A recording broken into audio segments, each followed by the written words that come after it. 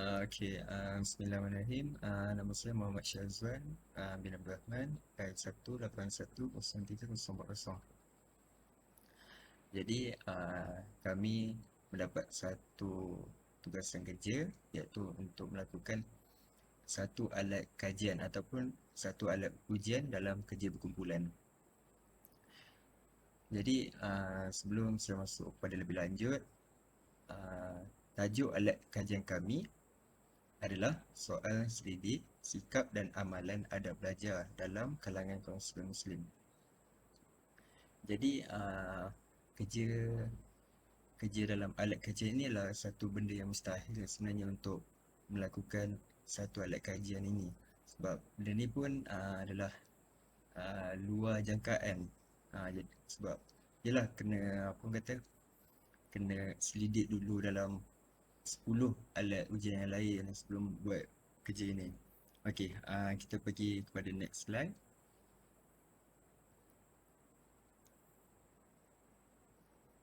Okey. 3 tujuan dan juga objektif. Iaitu yang pertama adalah alat ujian ini dibina untuk melihat sikap individu sama ada positif atau negatif.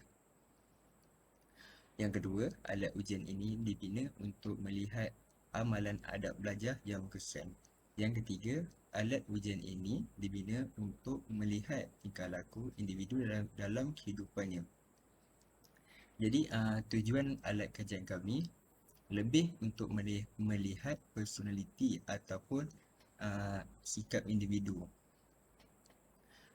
Okey, kita pergi kepada keperluan dulu. 3 keperluan membina alat ujian. Yang pertama, alat ujian ini boleh membantu setiap individu dalam mengetahui tahap sikap dan amalan adab belajar dalam kalangan kaum muslim. Yang keduanya, kurangnya alat ujian untuk keperluan inventory kaunseling muslim dalam sisi kaunseling yang dijalankan. Jadi ini adalah satu perkara yang penting lah ataupun rumit sebenarnya, sebab memang dalam sisi yang dijalankan memang tak banyak lah alat ujian ini dilakukan. Jadi kalau kebanyakan pun dalam bimbingan, mungkin dalam bimbingan lah boleh dilakukan lah, sebab untuk melihat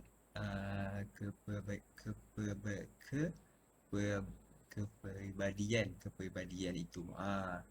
Okey, yang ketiga adalah sebagai alternatif kedua dalam sesi kaunseling yang dijalankan. Okey, bagi poin ketiga ini, apa maksudnya alternatif kedua? Iaitu kalau dah kaunselor itu terlalu buntu, mungkin macam mana kita nak cek jalan penyelesaian dia. Okey, kita boleh gunakan alat ujian ini untuk mendapat tahu sikap dia dalam sikap dia dalam amalan adab belajar. Jadi conclusionnya dalam tujuan dan objektif alat ujian ini, kita lebih melihat individu itu, bagaimana amalan adab belajarnya. Okey.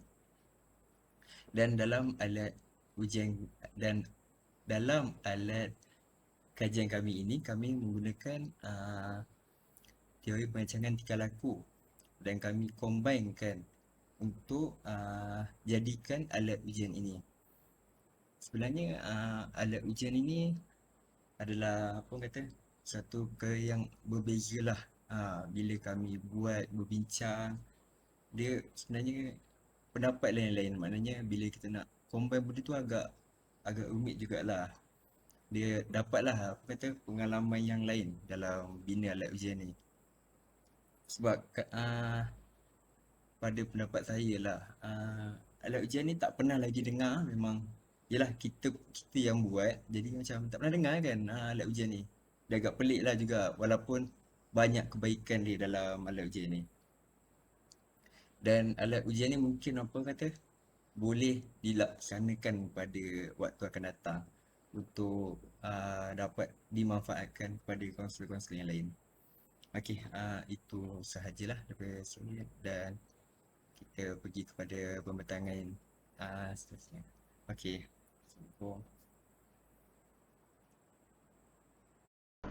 Okey, baik.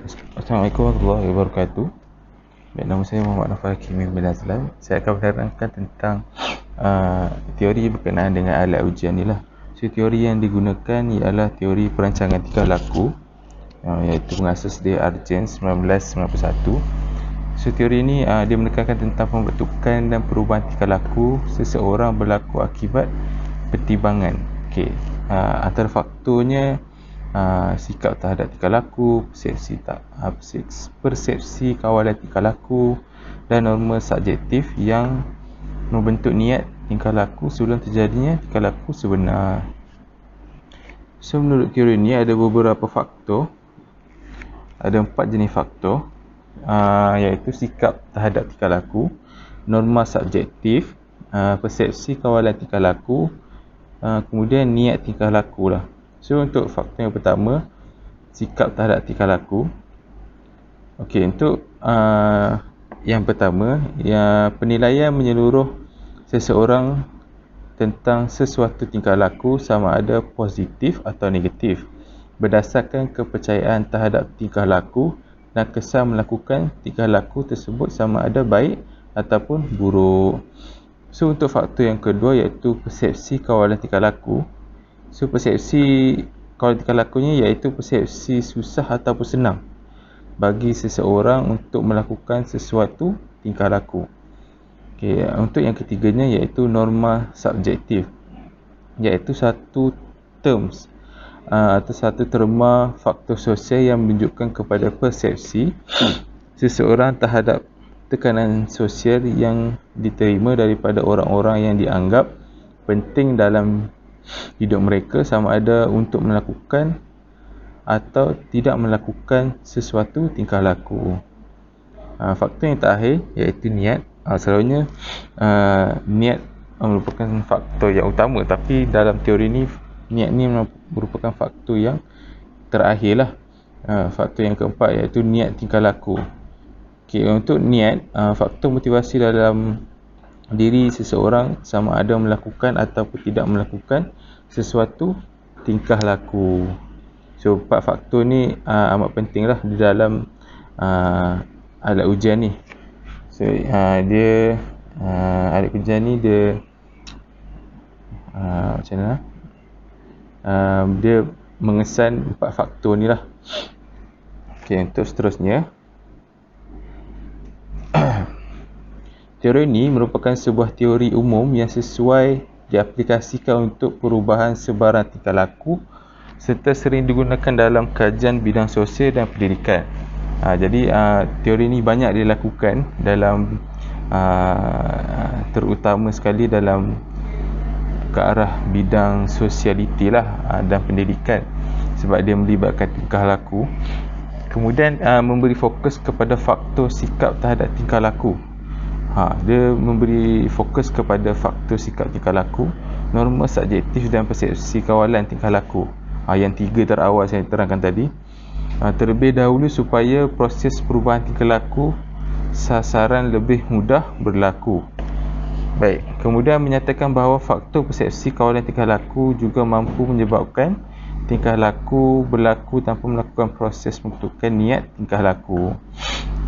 Kebanyakan tingkah laku yang diterangkan ni, faktor-faktor ni, persepsi faktor ni menyebabkan berlakunya proses pembentukan tanpa niat. Sebab tu niat dia diletakkan dalam faktor yang terakhir lah, faktor yang keempat. Kemudian yang terakhir sekali iaitu perkara ni jelas sebenarnya menunjukkan bahawa perubahan ketiga-tiga faktor ni adalah sangat penting dalam menentukan sebarang perubahan tingkah laku. Jadi dalam teori ni dia mengeluarkan 4 faktor, faktor-faktor yang mempengaruhi tingkah laku, tetapi ia menekankan 3 yang terawal itulah. Kemudian barulah yang akhir sekali niat. Okey, itu saja.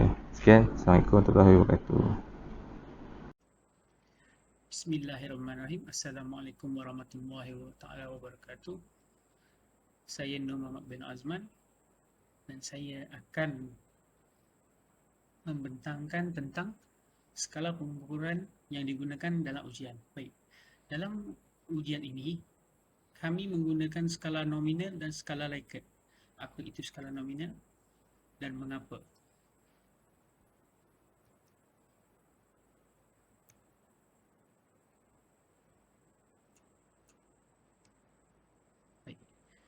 skala nominal. Okey, nominal ni apa? Nominal ni ada data nominal boleh berbentuk kualitatif dan kuantitatif.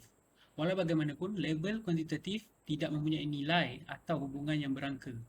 Contohnya, nombor yang ada pada kad pengenalan. Maknanya nombor dash tu lah, yang bukan nombor, dia dash tu.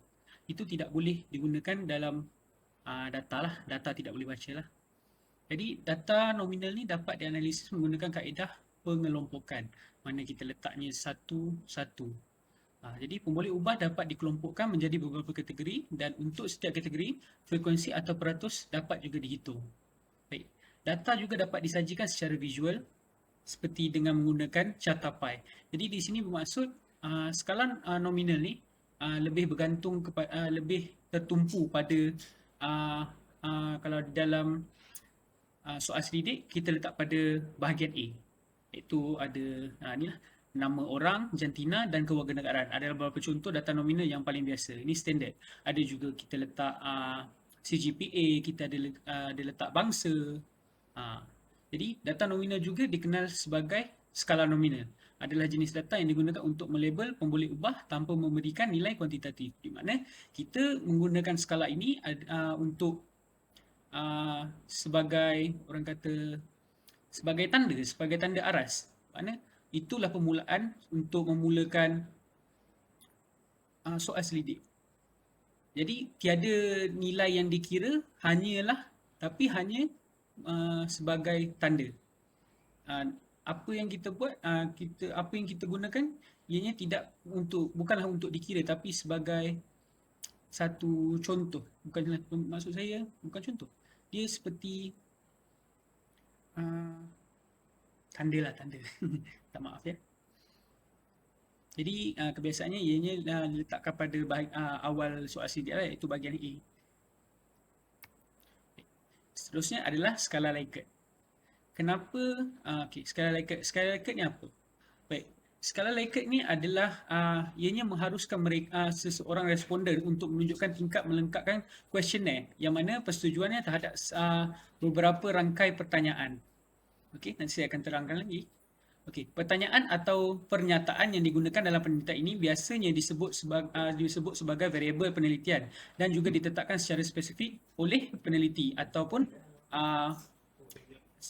yang bina alat ujian lah. Okey, skala Likert atau Likert scale adalah skala penelitian yang digunakan untuk mengukur sikap dan pendapat. Jadi sebab itu kami menggunakan skala dua skala lah untuk ujian kami, iaitu skala nominal dan skala Likert. Baik. Tingkat persetujuan yang dimaksudkan dalam skala Likert ini terdiri daripada 5 pilihan skala yang mempunyai gradiasi dari sangat setuju hingga sangat tidak setuju ataupun sangat tidak setuju kepada sangat setuju. Jadi 5 itu antaranya adalah sangat tidak setuju, yang mana kita letak pada nombor 1, sangat tidak setuju. Yang kedua adalah tidak setuju. Yang ketiga adalah tidak pasti. Yang keempat adalah setuju dan yang kelima adalah sangat setuju. Jadi pilihan ini kami letakkan berdasarkan pada nombor. Jadi memudahkan untuk responden untuk menanda ataupun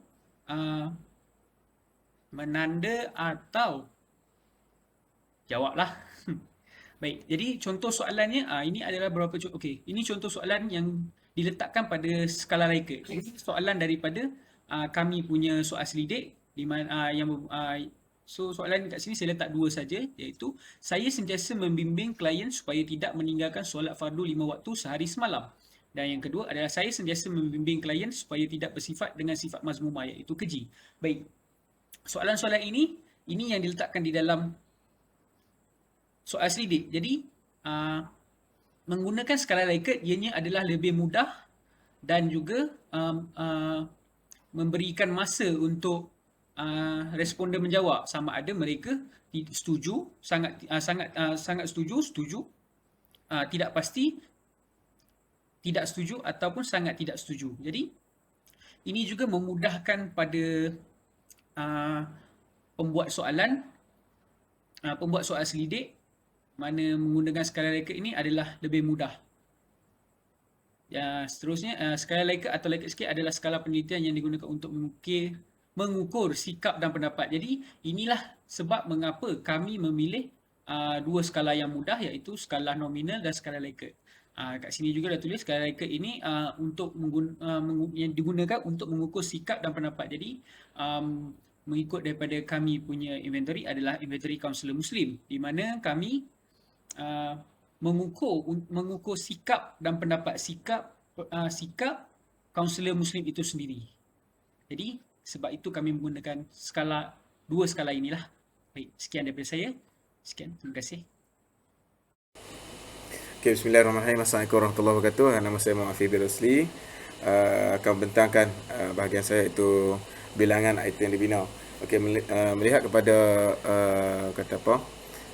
pembentangan dibuat oleh rakan-rakan saya berkaitan dengan tajuk itu inventory kaunselor Muslim, yang mana di dalam inventory itu dia mesti ada item, yang mana item-item ni terpecah kepada beberapa bahagian. Yang itu saya akan terangkan kemudian. Okey, bila kita lihat pada bilangan item dibina ni, soalan dibina tidak disusun secara berstruktur mengikut elemen yang ditetapkan. Makna kata dia tak ada pengkhususan yang khas. Elemen tersebut ditarikkan serta dibahagikan kepada beberapa bahagian yang mempunyai ciri-ciri tersendiri serta berkait rapat dengan responden. Yang mana kalau kita tengok setiap inventory yang dibina itu semestinya mempunyai perkaitan tertentu untuk kita menilai responden tersebut. Antaranya dia ada pecahan tiga item. Antaranya adalah sikap, yang kedua norma objektif, dan yang ketiga adalah tanggapan kawalan tingkah laku. Okey, kita tengok slide yang seterusnya. Kalau ikut pada slide seterusnya, iaitu ni adalah contoh-contoh soalan lah. Contoh soalan dia nama pecahan dia kategori sikap. Yang mana kita tengok soalan itu antaranya adalah saya berpendapat mengelakkan diri daripada membuat maksiat adalah mulia. Saya merasakan perbuatan menjaga batas pergaulan adalah wajar. Yang ketiga, saya berpendapat perbuatan mencatat merupakan cara terbaik untuk menyimpan ilmu pengetahuan. Ini lebih pada diri sendirilah, yang mana dia sikap dia, macam mana dia nak meletakkan satu benda tu. Yang seterusnya adalah norma subjektif. Antara soalannya adalah saya menjaga pemakanan saya kerana pengaruh rakan-rakan. Saya menjaga pemakanan kerana orang di sekitar saya menjaga pemakanan mereka juga. Kita tengok norma subjektif ni lebih kepada persekitaran. Mana seorang responden tu dia orang kata perubahan yang berlaku pada dia itu melalui dengan persekitaran dia. Dia terpengaruh dengan persekitaran yang sama ada yang positif ataupun yang negatif. Ni banyak lagi soalan dia ni. Saya mengelak diri daripada membuat maksiat untuk membentuk imej yang baik, diri yang baik kepada masyarakat dan sebagainya lah. Okay. Kita tengok slide yang seterusnya, iaitu slide yang ketiga, yang mana iaitu tanggapan kawalan tingkah laku. Okey, ini kita tengok item dia. Saya mampu menjaga pemakanan saya secara konsisten. Saya mampu menjaga pemakanan saya walaupun ia kadang-kala agak sukar kerana melibatkan makanan yang halal.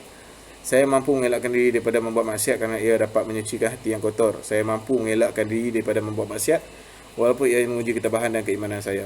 Ini lebih pada tingkah laku ataupun perbuatan daripada seorang responden itu sendiri. Tengok sama ada dia menjawab atau tidak soalan yang kita bagi tu.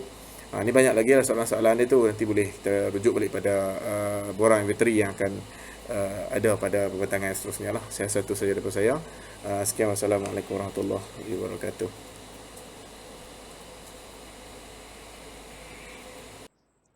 Bismillahirrahmanirrahim. Assalamualaikum warahmatullahi wabarakatuh.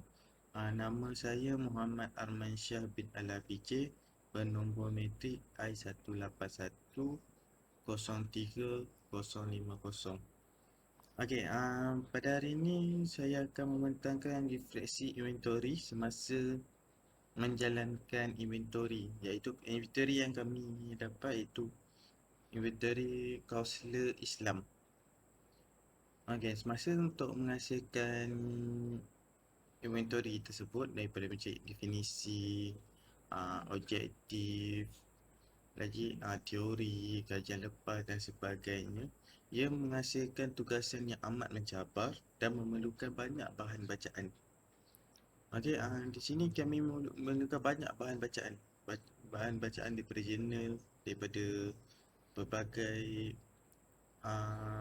web yang boleh digunakan untuk jadikan bahan bacaan untuk menghasilkan untuk orang kata menambah baik inventory tersebut. Okey, seterusnya banyak idea-idea yang dikeluarkan di dalam ahli kumpulan untuk menghasilkan inventory ini. Dalam menghasilkan inventory ini, ahli kumpulan banyak memberi idea, memberi pandangan, memberi cadangan dan memberi idea-idea yang bernas lah untuk menghasilkan inventory ini. Okey, seterusnya iaitu dapat mempelajari sesuatu yang baru dalam menciptakan inventory ini. Okey, bagi saya macam saya rasa sesuatu yang barulah dalam menyediakan inventory ini. Sebelum ni saya sekadar tanggungjawab, orang kata soal selidik, ujian-ujian personality, sekadar tahu menjawab saja. So sekarang ni, dan apabila saya membuat kajian NAI ni, so dapat sesuatu yang barulah untuk kami dalam memahami lagi inventory yang akan kami gunakan pada masa akan datang. So seterusnya itu memahami lebih mendalam mengenai inventory yang dilakukan. So kami lebih memahami, lebih mengetahui tentang inventory. Sebelum ni kami cuma sekadar tahu inventory, jawab lepas sudah. So kami tak faham apa isi yang dalam soalan-soalan yang diberikan. So kat sini kami lebih tahulah dalam tu apa definisi dia, dengan soalan tu ada definisi. So baru kita tahulah sekiranya soalan yang dikeluarkan dalam soal sidik bukan soalan direka, tetapi setiap soalan tu ada intipati yang tepat dan intipati yang banyak lah. Orang kata padat, walaupun ringkas, padat dan orang kata memberi orang mudah faham. Okey, itu sajalah daripada saya untuk present refleksi inventory semasa menjalankan inventory tersebut. Dan itu saja, sekian, terima kasih.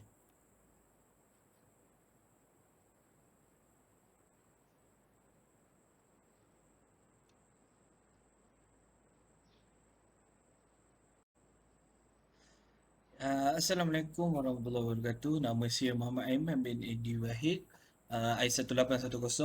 Okey, kita pergi kepada refleksi selepas menyiapkan tugasan kumpulan. Yang pertama ni bolehlah mana-mana. Bila dalam tugasan kumpulan ni orang cakap mestilah kita tengok kat kumpulan dia, ahli kumpulan tu sendiri. Mana ahli kumpulan saya sendiri sangat bagus dalam memainkan peranan masing-masing. Kerja semua buat, tak ada yang mengelak macam tolong buat kerja ni, tak ada. Semua memberikan kerjasama yang sangat baik.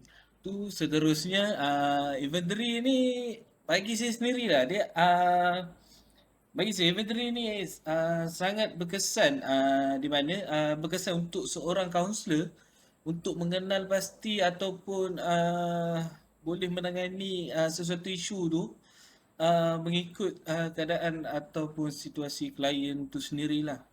Kiranya yalah, boleh berkait rapat lah orang cakap inventory ni. Seterusnya memperolehi satu pengetahuan dan pengalaman yang mampu digunakan pada masa akan datang. Memperolehi satu pengetahuan, pengalaman yang mampu digunakan masa akan datang. 2 kali saya ulang. Kat sini maksudnya lebih kurang dengan poin kedua saya.